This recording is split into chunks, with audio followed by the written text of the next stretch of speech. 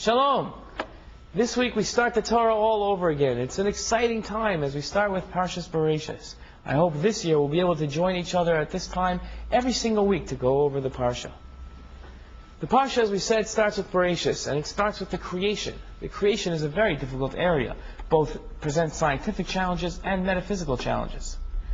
It's difficult that our sages and the Mishnah and Chagiga explain to us that most of us won't even ever merit to understand this Parsha of the Torah. Very difficult. But if we go on in the Parsha, we find a part of the Torah that we can understand. It discusses the creation of Chava, the first woman, Adam's wife. And the Torah goes on and describes, Hashem tells Adam that this wife will be for you an Ezer Kenegdo. Ezer Kenegdo are two mutually exclusive terms. Ezer is a helper, Kenegdo is an opponent. The question is, how can one person, how could woman be both an Ezer, a helper, and Kenegdo, an opponent? Rashi, to explain, quotes the famous Gemara that describes Ezer, a helper, is to one who merits it. A man that merits that's deeds get to the level where he merits a wife that's a helper. While unfortunately, if he doesn't merit it, his wife, as a punishment, will be an opponent, a Kenegdo. The question we have, as husbands looking to have successful marriages, and as single bachelors out there, how do we merit to have a wife that's an Ezer and avoid the punishment of having a wife that's Kenegdo? The answer, I think, can be found in a later segment of the Parsha. The one that discusses where Chava tempts Adam to eat from the Eitz Hadas. Hashem comes to Adam and says, Adam, what did you do? Adam says, in a classic defensive answer, it's the woman that you gave me, pointing to Hashem. What Adam said was true, but Rashi criticizes Adam and says that he was kofar tov, that he threw it back in Hashem's face. He didn't show enough gratitude. What's the idea? Why was Rashi picking that point out?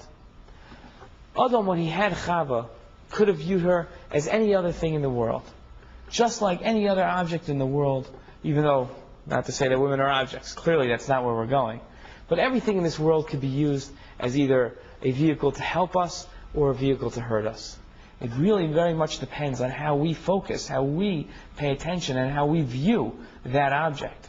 If we view it as something that's harmful and we shun ourselves away from it, chances are it really will come to hurt us. But if we take this object and we view the potential that it has to help us perfect ourselves, then that's how we're going to approach this object. And that's how we're going to view it, and that's how we're going to utilize it as something that can help us in this world. Adam saw Chava always as the potential Kenegdo, as the potential opponent. That's how he viewed her. And when HaKadosh Baruch Hu said, what did you do? How could you eat from the tree? He said, no, you don't understand. It's the Kenegdo that did it. It's the object that you gave me that's an opponent. Instead of viewing his wife as an Ezer, he constantly viewed her as a potential Kenegdo. That's the answer to our first question, of how we can merit that our wives are helpers to us and not chas v'shalom that we view them as opponents. The answer is that we always view the potential benefit, the potential accomplishments that we can, as partners, as true 50-50 partners in a marriage, can accomplish together.